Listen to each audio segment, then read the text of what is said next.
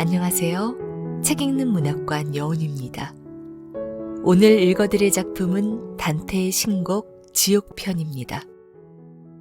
13세기 이탈리아의 시인이자 정치가 그리고 신앙인으로 잘 알려진 단테의 본명은 두란테 델리 알리기에리로 단테는 두란테의 약칭입니다. 로마 제국 황제의 군림하에 다수의 소국가로 분할되었던 이탈리아 반도의 통일을 꿈꾸었던 단테는 정치가로서 숱한 좌절들을 경험하고 망명자 신세가 되기도 했는데요. 신곡은 그가 타지를 떠돌던 가장 고통스러운 시기에 단테의 영적 여행을 기록한 작품입니다. 단테가 서술하는 지옥은 깔때기형의 구층 구조를 이루고 있는데요. 늪이나 호수에서는 악취와 증기가 피어오르며 얼음처럼 차가운 바람, 쏟아지는 비와 우박으로 지옥은 잠시도 조용하지 않습니다. 그는 지옥을 통해 자신의 인생을 괴로움 속에 빠뜨렸던 비도덕적인 사람들이 사후에 고통받는 모습을 그려냈지요. 단테는 우리가 죄가 아니라고 생각하고 있는 사소한 잘못도 지목하고 있는데요.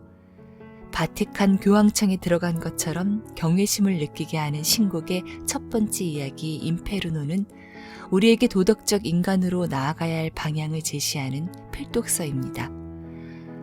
신곡은 인생의 크고 작은 물음에 관해 우리에게 충분한 고민의 단초를 제공합니다.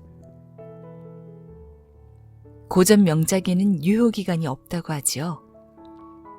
삶의 유효한 메시지는 언제든 새롭게 재생되는데요. 이것이 바로 수많은 예술가, 작가, 비평가들이 신곡을 다루는 이유일 겁니다. 단테는 35세가 되던 해 어두운 숲속을 헤매다가 맹수들에게 앞을 가로막혀 절망에 빠져 있습니다. 맹수들을 피해 도망을 가던 중 로마의 시인 베르길리우스의 영혼이 나타나 지옥, 연옥, 천국을 보여주겠다고 하는데요. 단테는 잠시 두려움에 사로잡히지만 마음속 정인 베아트리체가 그를 돕고 있다는 사실을 알고 영적 여행을 시작하게 됩니다. 맨 처음으로 간 지옥은 9개의 권역으로 구성되어 있는데요. 그는 지옥에서 신앙을 갖지 못한 자, 애욕에 사로잡힌 자, 욕심쟁이, 구두쇠와 낭비벽의 죄인, 분노죄를 범한 죄인, 이단자들, 자살자, 사기범, 반역자들이 고통받는 참상을 목격합니다. 도덕적 인간으로 성장할 방향을 제시하다 인간의 손으로 창조한 최고의 작품, 인간 상상력의 정점을 보여준 희대의 서사시 신곡. 그 작품 속으로 잠시 들어가 보시죠. 구독과 좋아요는 사랑입니다.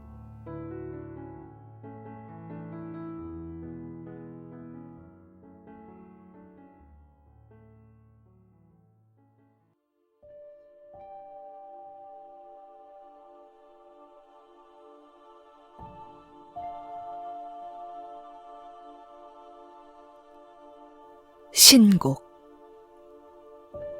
지옥 단테 알리기에리 지음 이시연 옮김 발행 더 클래식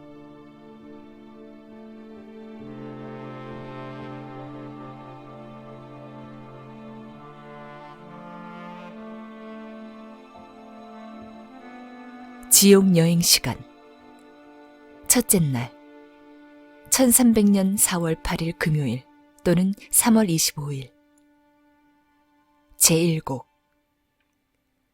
목요일 밤부터 금요일 단테는 어두운 숲에서 길을 잃는다. 동틀 무렵 단테는 자신이 언덕에 있는 것을 알았고 새 짐승을 만난다. 베르길리우스에게 도움을 청하고 지옥과 연옥을 지나 천국으로 가는 여행을 제안받는다. 단테는 그를 따른다.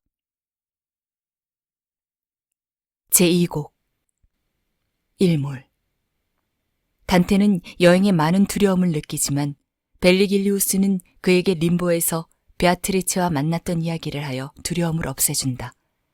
그리고 여행을 시작한다. 제3곡 늦은 저녁 두 시인은 지옥의 항구에 도착한다. 태만한 자들과 카론을 만난다. 제4, 5, 6, 7곡 금요일 밤과 토요일 두 시인은 아케론강을 건너고 림보를 방문한다. 음탕한 죄인들의 두 번째 고리, 탐욕가들의 세 번째 고리를 방문한다. 금요일 밤과 토요일에 탐욕가와 낭비가의 네 번째 고리에 도착한다. 그리고 분노자들이 스티스늪에 잠긴 다섯 번째 고리의 방문을 준비한다.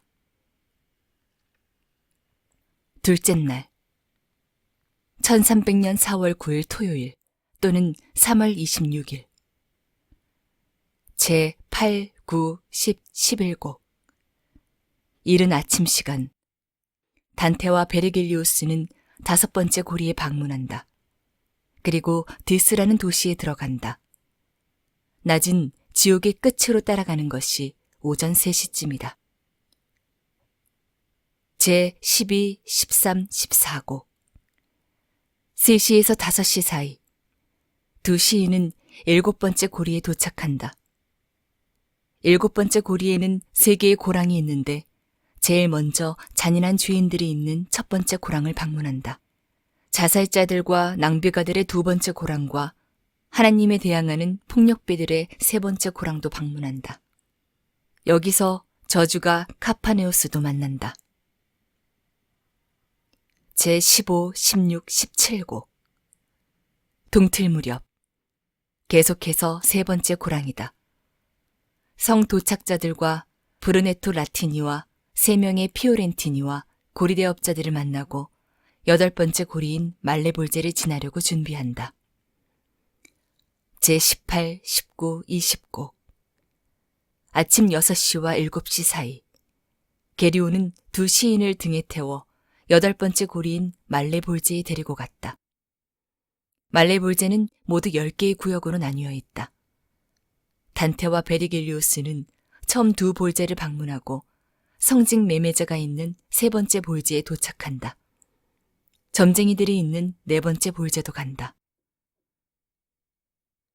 제21곡 아침 7시 단테와 베르길리우스는 사기꾼들이 있는 다섯 번째 볼제에 도착한다. 말레 브랑켄을 만나고 그 무리의 대장 말레 코다가 이 두 시인에게 여행 시간을 위해 중요한 표시와 다섯 번째와 여섯 번째 볼제를 연결하는 바위다리가 무너졌음을 알려준다. 제22, 23곡 아침 9시 두 시인은 악마들로부터 속임수에 당해 도망친다. 단테와 베르길리우스는 위선자들의 여섯 번째 볼제에 도착한다. 제24, 25곡 아침 9시와 11시 사이 두 시인은 강도들이 있는 일곱 번째 볼제에 도착한다. 제26, 27곡 정오 단테와 베르길리우스는 기만하는 위원들의 여덟 번째 볼제에 이른다. 제28, 29, 30, 31곡 이른 오후 단테와 베르길리우스는 아홉 번째 볼제에서 보라의 씨앗을 퍼뜨리는 자들을 만나고 위조자들이 있는 열 번째 볼제에 이른다. 다음으로 이들은 얼음의 코키토스 강에 내려놓은 거인 안타이오스를 만나며 배신자들의 아홉 번째 고리에 이른다.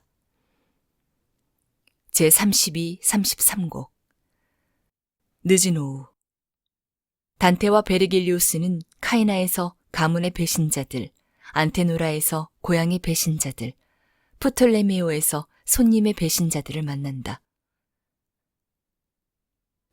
제34곡 6시와 7시 사이의 오후 두 시인은 주데카로 들어간다. 그리고 루키페르를 만나게 된다. 세상으로 가기 위해서 그들은 기어 올라가고 남반구를 지나간다. 그 다음날 아침, 즉 일요일에 연옥이 해변과 깊은 지옥이 연결된 자연적 지하 행랑을 걷는다. 그리고 마침내 밖으로 나와 별을 다시 본다.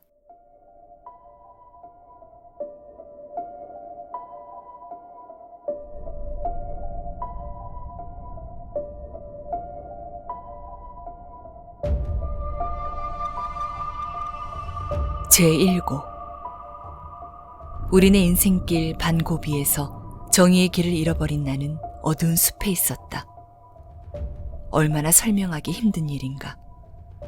이 숲이 얼마나 잔혹하고 혼란스러우며 통과하기에 힘든지를 생각만 해도 두려움이 되풀이된다. 죽음보다 조금 더 쓸 테지만 그곳에서 찾은 선에 대해 말하기 위해 그곳에서 내가 본 다른 것들을 말하려 한다. 그 순간 잠에 취해 무의식 중에 정의의 길을 버리고 내가 어떻게 그곳에 들어왔는지 정확하게 말할 수 없다. 그러나 내 마음을 두려운 슬픔에 잠기게 했던 어두운 골짜기가 끝나는 언덕에 걸어서 도달한 후에 나는 높은 곳을 보았고 각 사람에게 속한 진정한 인생의 길을 이끄는 별의 빗줄기로 이미 옷을 입은 비탈진 산정을 보았다. 비탄에 잠긴 많은 괴로움을 보낸 그 모든 밤, 나의 마음속 깊이 지속되었던 두려움은 조금씩 진정되었다. 심해에서 해안 밖으로 나와 쉽게 변하고 위험한 물을 향해 몸을 뒤로 돌리고 가쁜 호흡을 하는 표류자처럼. 아직도 공포에서 도망치는 내 영혼은 결코 살아있는 사람을 보낸 적이 없는 완성된 여정을 다시 되돌아보려고 몸을 돌렸다. 피곤한 몸을 쉬게 하고 그 텅 빈 경사진 길을 다시 오르기 시작했다. 마치 단단한 다리가 항상 더 낮은 곳에 있는 것처럼. 막 오름의 시작에 도달했을 때 전박이 가죽 망토를 뒤집어 쓰고 민첩하고 움직임이 매우 빠른 표범이 나타났다. 내 앞에서 떠나지 않고 오히려 나의 길을 방해하려고 가로막았다. 나는 여러 번 뒤로 돌아가려고 했다. 동틀 무렵이었다. 태양은 태초의 성스러운 창조자가 하늘의 아름다운 것들을 움직였을 때처럼 양자리와 함께 떠오르고 있었다. 얼룩진 가죽을 가진 그 짐승에게서 나는 벗어날 희망을 가졌다. 아침의 그 시간과 달콤한 계절 덕분이었다. 그러나 내 앞에 나타난 맹수의 광경에 대해 나를 놀라게 하지 않을 만큼의 희망은 많이 강하지도 않았다. 머리를 축혀 올리고 허기져 광폭해진 이 야수가 나를 적대하며 가까이 오는 듯했고 공기마저 두려움에 떠는 듯했다. 그리고 깡마른 몰골로 그의 허기진 배를 채우려는 갈망으로 가득 찬 한 마리의 늑대. 또 많은 사람들을 이미 고통 속에서 살게 한 이 늑대는 자신의 모습을 보고 놀라는 나의 영혼을 덮쳤고 산정에 오르려는 희망마저 박탈했다. 탐욕스럽게 재산을 갈망하는 자는 모든 재산을 잃어버리는 순간이 오면 재산만 생각하며 비통해하며 괴로워한다. 조금씩 나를 향해 다가오는 이 짐승은 나를 불안하게 했다. 태양이 들어오지 않는 어두운 숲으로 나를 밀어넣었다. 낮은 곳을 향해 격렬하게 뛰는 동안 오랜 침묵으로 인해 목소리가 잠긴 사람이 내 눈앞에 나타났다. 황량한 곳에서 그를 보았을 때 나는 소리쳤다. 확실한 사람인지 귀신인지 누군지 간에 나를 살려주십시오. 그가 대답했다. 나는 사람이 아니다. 그러나 전에는 사람이었다. 나의 부모님은 롬바르디아 사람이셨고 두 분 모두 만토바 출신이셨다. 나는 말년의 율리오스 카이사르 시대에 태어났고 아직도 거짓말쟁이들과 잡신들이 있었던 때 위대한 아우구스투스 시대를 살았다. 나는 시인이었고 오만한 일리온이 불에 탄 뒤에 트로이아에서 이탈리아로 온 앙키세스의 정의로운 아들을 노래했다. 그런데 너는 왜 많은 고통의 원인인 숲으로 돌아가려고 하는가? 모든 기쁨의 시작과 근원인 저 기쁨의 산에 왜 오르지 않는가? 커다란 강물처럼 말이 흘러나오는 샘물, 당신은 그 유명한 베르길리우스이시군요. 나는 수줍은 얼굴로 그에게 말했다. 오, 다른 시인들의 영광이며 비치고 나의 오랜 연구에 의의를 주었고 나의 커다란 사랑은 나를 당신의 작품에 가까이 가도록 만들었습니다. 당신은 나의 선생이며 특히 사랑하는 나의 저자입니다. 나에게 명성을 안겨준 나의 아름다운 문체를 오직 당신에게서만 배웠습니다. 나를 뒤로 돌게 했던 짐승을 보십시오. 유명한 현자여, 그 짐승에게 대항하여 나를 도와주십시오. 그 짐승은 나를 두려움에 떨게 합니다. 울고 있는 나를 보며 베르길리우스는 대답했다. 만일 이 숲으로부터 나가고 싶다면 너는 다른 길로 가야 한다. 너를 두려움의 절규에 떨게 하는 이 짐승은 자기의 길을 가는 사람을 놓아두지 않고 가로막아 누구든지 죽이기까지 한다.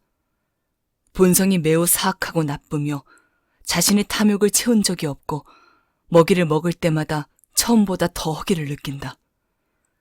이와 비슷한 짐승들은 참으로 많으니 그들을 고통스럽게 잡아먹으려는 사냥개가 오기 전까지 그들은 더 많아질 것이다. 이 사냥개는 돈이나 권력이 아닌 지혜와 사랑과 덕으로 양육될 것이고 그의 출생은 비천하고 낮은 혈통이 될 것이다. 이 사냥개는 처녀 카밀라, 에우리알로스와 투르누스, 그리고 상처를 입은 니소스의 죽음으로 비천한 이탈리아의 구원이 될 것이다. 사냥개는 각 마을에 있는 늑대를 사냥할 것이다. 늑대를 지옥에서 나오게 했던 처음의 질투가 그가 태어난 곳으로 돌아가게 할 때까지. 너가 나를 따르는 것이 너를 위해 최선이라고 생각하고 판단한 나는 너의 길잡이가 될 것이고 여기로부터 영원한 왕국으로 너를 이끌 것이다. 사악한 자들의 절망한 애통을 들을 것이고 두 번째 죽음을 소리치며 요구하는 고통받는 옛 영혼들을 볼 것이다. 그리고 연옥에서 때가 되면 천국의 축복을 가진 영혼들과 함께 있을 것이라는 희망을 갖고 있어 불 속에 있으면서도 만족해하는 영혼들을 볼 것이다. 네가 그 축복을 받은 영혼들과 함께 천국으로 오르고 싶다면 너를 인도하는 나보다 더 가치 있는 영혼에게 너를 맡기고 떠날 것이다. 왜냐하면 천국에 있는 왕국의 왕께서 내가 그의 법을 따르지 않아서 그곳에 오르는 것을 원하시지 않기 때문이다. 전능하신 신이 모든 곳을 통치하는 곳에 그분의 도시와 높은 옥좌가 있으니 그분으로부터 천국으로 갈 것을 허락받은 이들은 얼마나 기쁠 것인가. 나는 베르길리우스에게 말했다. 시인이여, 당신이 몰랐던 하나님의 이름으로 당신에게 간청합니다. 이 사악한 곳, 나쁜 이들로부터 나를 구원하시고 지금 말한 그곳으로 나를 이끄시고 성 베드로 문과 당신이 말한 슬픈 영혼들을 볼 수 있게 해주십시오. 그 순간 베르길리우스는 움직였고 나는 그를 따랐다.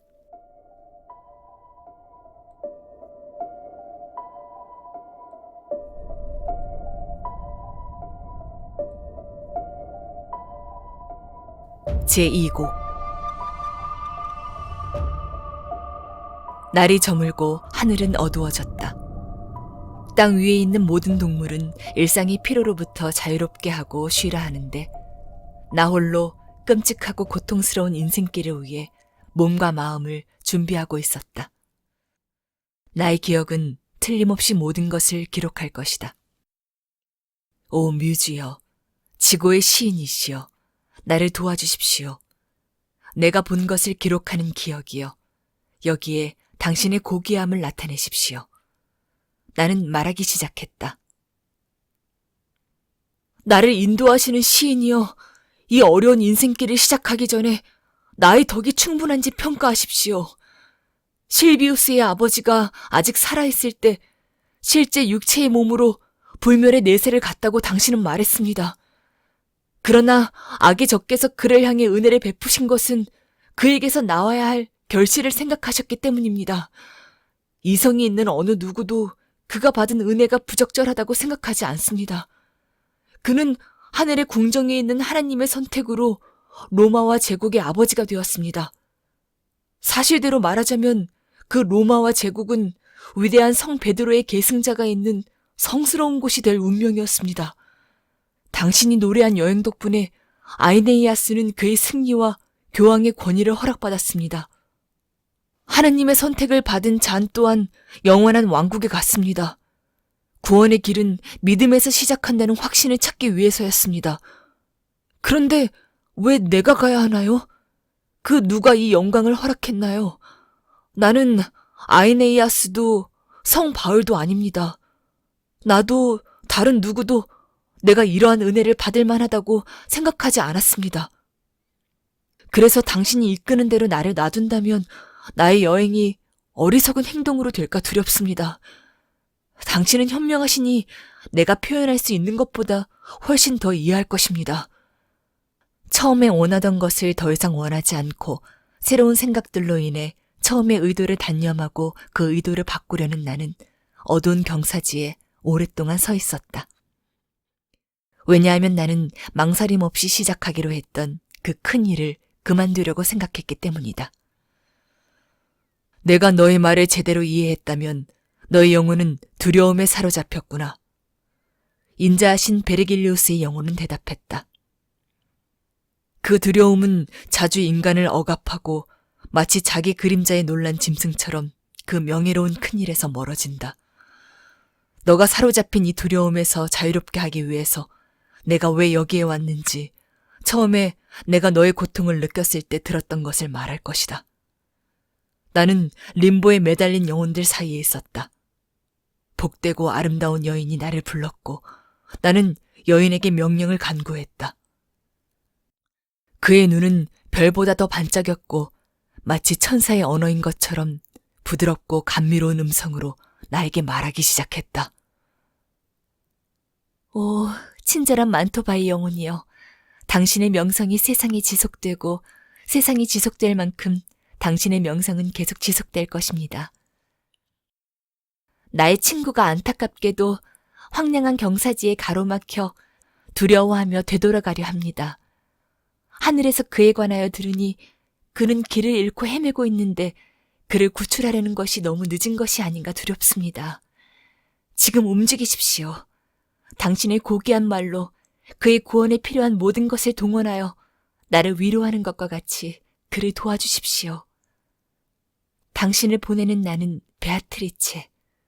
나는 돌아가고 싶고 기쁨이 가득 찬 곳에서 왔습니다. 나의 친구에 대한 사랑이 당신에게 말하게 하고 움직이게 합니다. 내가 하나님 앞에 서 있을 때 당신의 공을 말하겠습니다. 그리고 침묵했고 내가 대답했다. 오, 미덕의 여인이여. 오직 그 미덕으로만 인류는 가장 작은 원주를 가진 하늘 아래 있는 모든 것에서 벗어날 수 있습니다. 당신의 명령은 나를 쾌히 승낙하게 만들었으니 이미 복종을 따랐다 해도 너무 늦은 것 같습니다. 더 이상 당신이 원하는 것을 말하지 않으셔도 됩니다. 당신이 돌아가고 싶은 곳, 최고 천상계에서 여기 아래 지옥으로 두려움 없이 내려온 이유를 말해 주십시오. 여인이 대답했다. 당신이 진정 알기를 원하니 내가 여기로 내려오는 것을 두려워하지 않는 이유를 짧게 말하겠습니다. 남을 해하는 권력을 가진 것들에만 오직 두려움을 가져야 합니다. 다른 것은 두려워할 필요가 없습니다. 나는 하나님의 자비로 창조되었고 당신들의 불행은 나를 건드리지 못하고 지옥의 어떠한 불도 나를 해치지 못합니다. 하늘 위에 계신 친절한 여인께서 당신이 만날 자에게 온 불행을 측은히 여겨 엄격한 신의 법을 깨뜨렸습니다. 그분은 성 루치아를 불러 말했습니다. 너의 추종자는 지금 너의 도움이 필요하니 내가 너에게 그를 맡긴다. 잔인한 인류의 적이신 루치아께서는 움직이셨고 고대의 라헬의 옆에 앉아있는 내게로 오셔서 말씀하셨습니다. 베아트리체, 하나님의 진실한 찬미자여. 당신을 그토록 많이 사랑했던 사람을 비천한 무리로부터 왜 구원하지 않습니까? 그의 비탄에 슬픔을 느끼지 않습니까? 죄악의 태풍 소용돌이 속에서 그와 싸우는 죽음이 보이지 않습니까? 세상에는 빠르게 이익을 추구하거나 위험을 피하는 사람들은 없습니다. 이 말을 듣고 난 후에 나는 하늘의 자리에서 이 아래로 내려왔습니다. 당신을 명예롭게 한 당신의 고결한 말과 그것을 듣는 사람들을 믿습니다. 나에게 이 말을 한 후에 눈물로 인해 반짝이는 눈을 돌렸고 그것은 나를 이곳으로 오도록 재촉했다. 그리고 그녀가 원하는 것처럼 너에게 와서 산정을 가려는 지름길을 방해하는 그 짐승에게서 너를 구원한 것이다. 그런데 이게 무슨 일인가? 왜 그대로 있는가? 왜 너의 마음에 두려움을 키우는가? 왜 용기와 자신감을 갖지 않는가? 성스러운 이 세 여인이 하늘의 궁정에서 너를 걱정하고 나의 말이 모든 안녕을 약속하지 않느냐? 혹한 밤에 고개를 숙이고 오므라든 꽃들이 태양이 빛난 후에 줄기에서 모두 고개를 들고 피어나는 것처럼 낙담한 나는 벌떡 일어났다. 나 자신을 되찾은 것처럼 말을 시작하려는 용기가 생겼다. 오, 나를 구원하신 그분은 자비로우십니다. 그분이 말한 진실된 말들을 망설임 없이 따른 당신도 친절하십니다.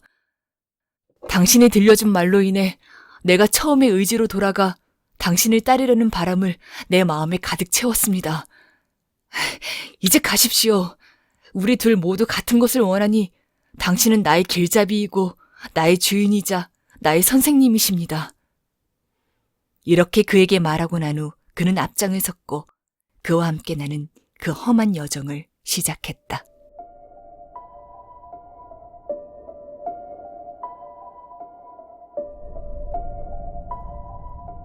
제3곡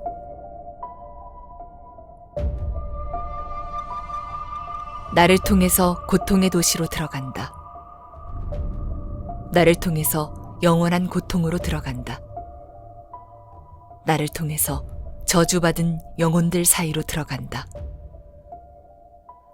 정의는 나의 높으신 창조자에 의해서 실행되었다.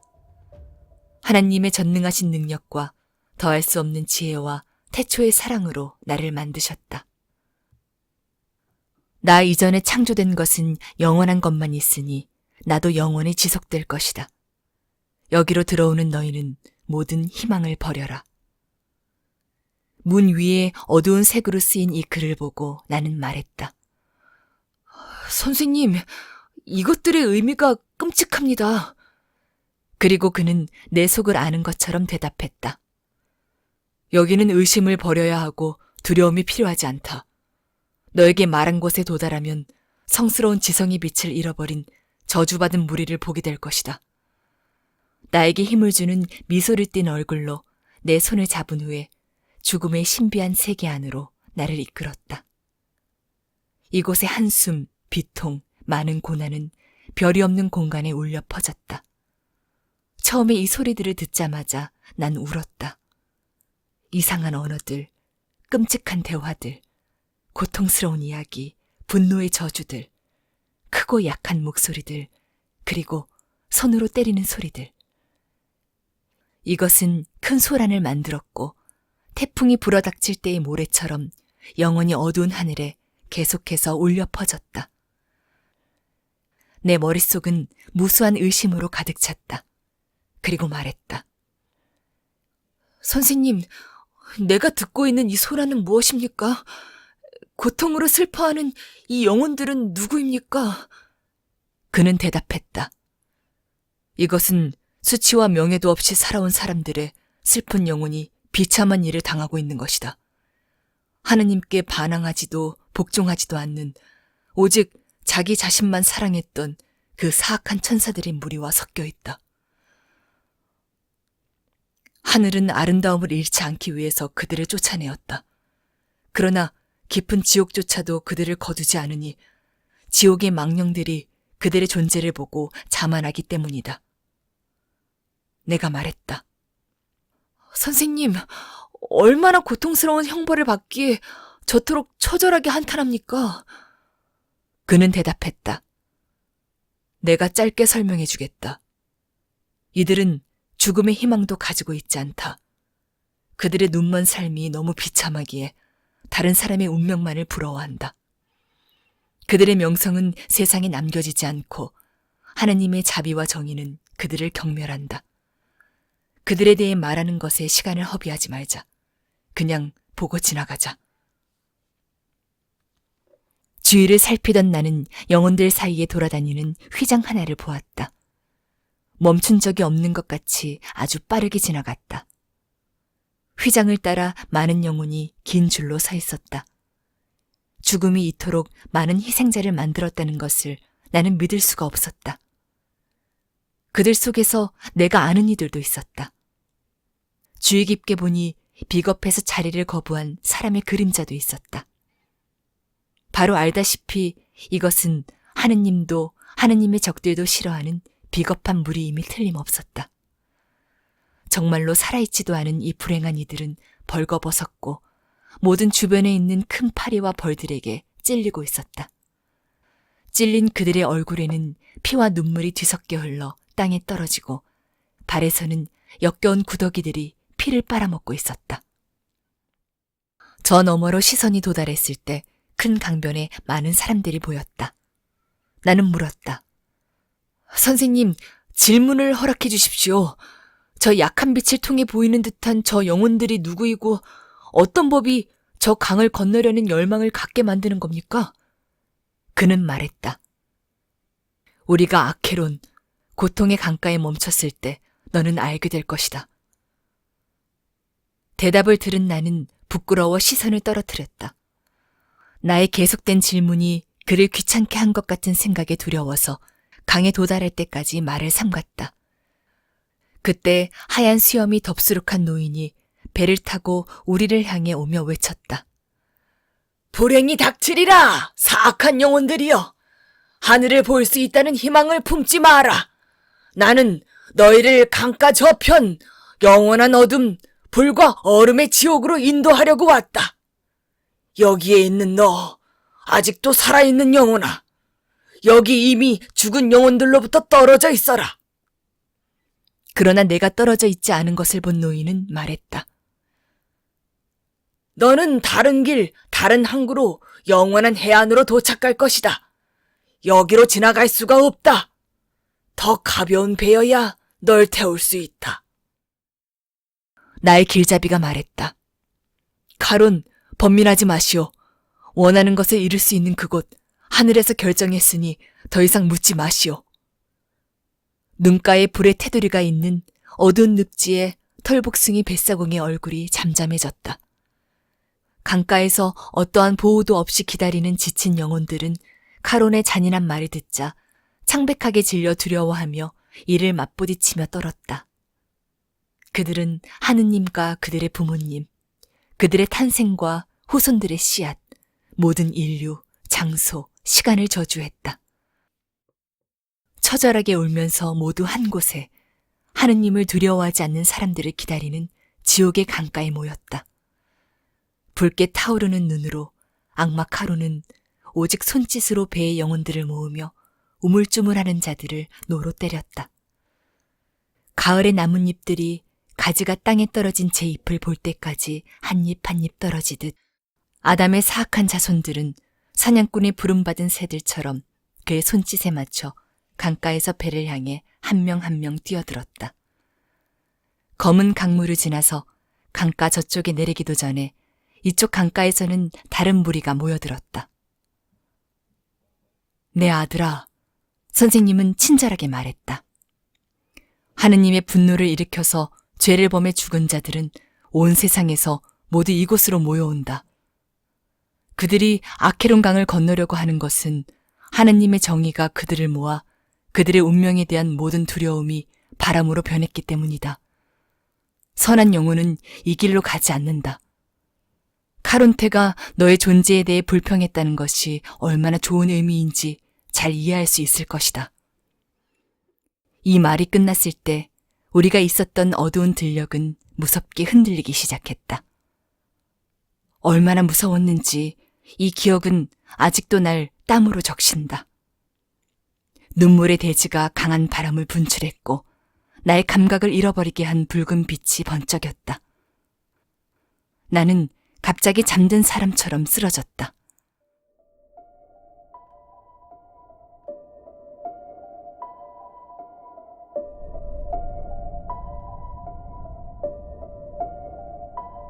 제4고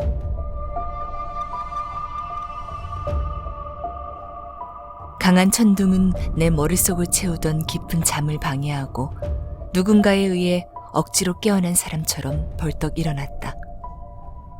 나는 일어나자마자 진정된 시선으로 주위를 바라보았고 내가 어디에 있는지 알기 위해 천천히 주변을 둘러보았다. 사실 나는 끝없는 비탄의 굉음을 모으는 고통스런 그 지옥의 나라 끝 가장자리에 있었다. 눈으로 깊은 곳을 둘러본다 하더라도 깊고 짙게 낀 안개 때문에 나는 아무것도 볼 수 없었다. 자, 저 눈먼 세계로 내려가 보자. 하얗게 질린 얼굴로 시인은 말했다. 내가 먼저 갈 테니 너는 나를 따라오너라.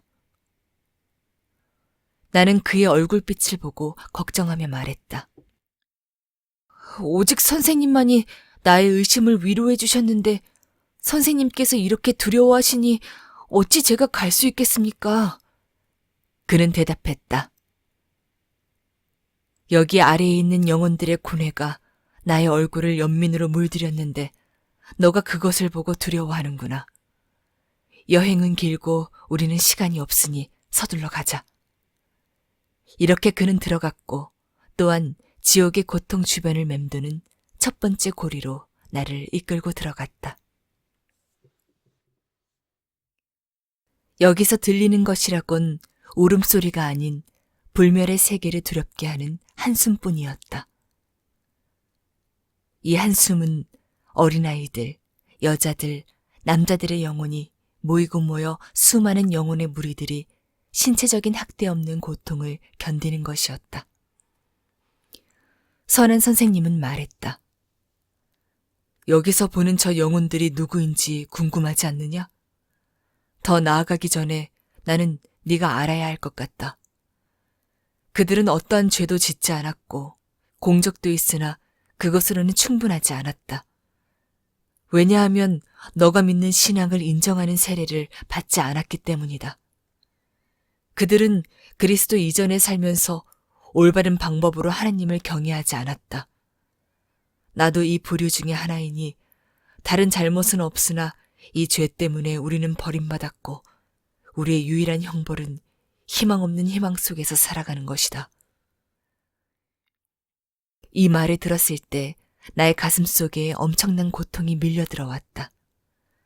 정말로 위대한 사람들의 영혼이 저 림보에 매달려 있는 것을 보았기 때문이다.